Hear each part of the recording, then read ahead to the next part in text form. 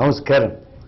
ఎప్పట్లానే మా ఈ కార్యక్రమాన్ని వీక్షిస్తున్న ప్రేక్షకులకి అటు మా ఛానల్ పక్షాన ఇటు మా పక్షాన కూడా స్వాగతం పలుకుతూ ఈనాటి ఈడియట్ డౌట్స్ నివృత్తి చేసేందుకు నెల్లూరు నుంచి ఒకప్పుడు డోర్నాల్ హరిగాను ప్రస్తుతం హరివిల్లు హరిగాను పేరు ప్రఖ్యాతులు గడించిన రచయిత శ్రీ హరివిల్లు హరి గారు మన స్టూడియోకి విచ్చేశారు.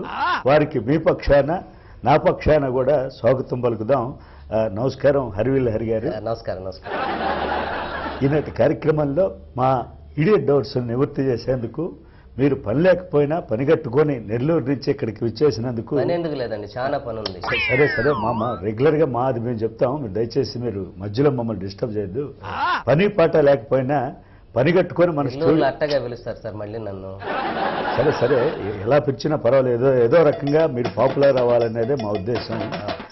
పని పాట లేకపోయినా పని పాట లేకుండా అంటారంటే మీరు దాన్ని చెప్పనిస్తారా? ఇవాళే స్టూడియోకి వచ్చారు, ఏదో మీకు మీకు కొంచెం పాపులారిటీ ఇద్దామని చెప్పి వారు మా ఛానల్ వారు మీ కార్యక్రమాన్ని పెట్టమన్నారు. మధ్యలో మీరు ఇలా డిస్టర్బ్ లేదు. పని పాట లేకపోయినా పని కట్టుకొని మన స్టూడియోకి వచ్చేసిన శ్రీ హరివిల్లు హరి గారిని మనం స్వాగతిద్దాం.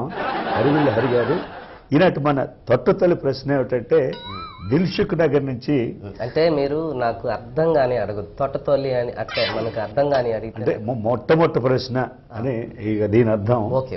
ఈనాటి మొట్టమొదటి ప్రశ్న ఏమిటంటే దిల్సుఖ్ నగర్ నుంచి భవిరి రవి రాస్తున్నారు, వై డిడ్ కొలవరి డి అనేటువంటి పాపులర్ అయిన సాంగ్ ని నేను 1992లోనే నా స్వహస్తాలతో నేనుగా రాశాను. అయితే నేను ఆ రోజుల్లో రాసిన సాంగ్ ని కాపీ కొట్టి వాళ్ళు చాలా పాపులర్ అయ్యారు. అయితే వాళ్ల మీద నేను కేసు వేసిన హైకోర్టులో దాన్ని ఎవరు పట్టించుకోలేదు. ఇప్పుడు నేను ఏం చేస్తే బాగుంటుందని దిల్సుఖ్ నగర్ నుంచి భవిర్ రవి అంటున్నారు. దీనికి మీ సమాధానం ఏమిటి హరివిల్లు హరి గారు? ఇప్పుడు ప్రశ్న కరెక్ట్ గా ఇస్తే సమాధానం చెప్పొచ్చు. ఇది పనికి మాలిన ప్రశ్న అడిగి సమాధానం చెప్పమంటే ఏం చెప్తాను చెప్పండి. అది కాదండి, ఇప్పుడు అంటే భవిర్ రవి పనికి మాలిన ప్రశ్నలు అడిగేటువంటి మనిషి అని మీకు అనిపిస్తుందా? దాంట్లో డౌట్ ఏముందండి, ఇంకా డౌట్ ఏం లేదు. కాక మీరు అడిగారు కాబట్టి చెప్తున్నాను. ఇప్పుడు ఆ పాట ఎప్పుడో మీరు 1992లో అన్నారు కదా, ఎవడైనా లవ్ ఫెయిల్యూర్ అయినోడు అట్టడి పాటలే రాసు. గతంలో భవిర్ రవి కూడా లవ్ లో ఫెయిల్ అయ్యి అటువంటి సాంగ్ రాశారని ఉండొచ్చు. నేనే రాశా, ఇంకా ఆయన ఫెయిల్ అయ్యాడు, ఫెయిల్ అవడా?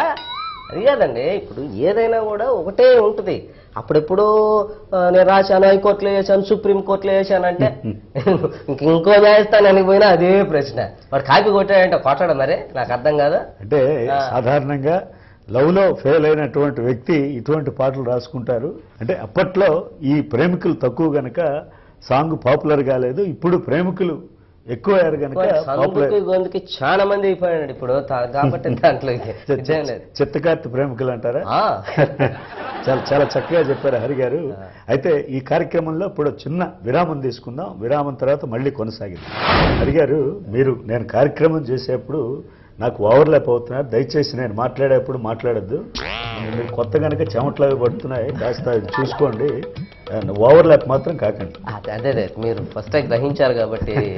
సార్ మీరు చూస్తుంటే మీరు మాట్లాడడం ఆ పరిస్థితిని బట్టి చూస్తే మీకు చాలా ఎక్కడో ఒక లవ్ అఫేర్ ఉన్నట్టు, ఆ విరహ వేదనలు ఇవన్నీ అనుభవించినట్లు అనిపిస్తుంది సార్. నాకు అది క్లారిఫై చేస్తాను. ఓకే హరి గారు, ఇది వ్యక్తిగత విషయాలు మన ఛానల్లో మాట్లాడడం అంత భావ్యం కాదు.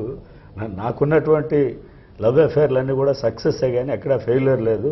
సరే, ఏదేమైనప్పటికీ మన విరామ సమయం పూర్తయింది కనుక ఒక్క నిమిషం. విరామం తర్వాత మళ్ళీ మన కార్యక్రమానికి తిరిగి స్వాగతం.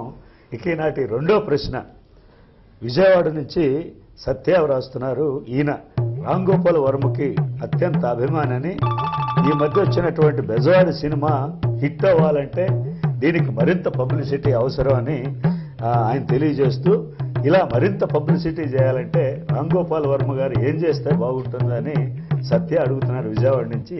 దీనికి మీ సమాధానం ఏమిటి హరి గారు? ఇప్పుడు ఇప్పటికే అర్థం కాని సినిమాలు తీసి ఆ రామ్ గోపాల్ వర్మ గారు విలన్ అయిపోయాడు జనం దృష్టిలో.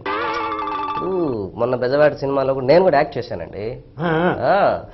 ఇప్పుడు ఆయన గనక అంటే ఈ వంకతో మిమ్మల్ని ఎతకడానికి ప్రేక్షకులు మరింత మంది థియేటర్కి వెళ్తారని చెప్పి అనుకుంటున్నారా మీరు?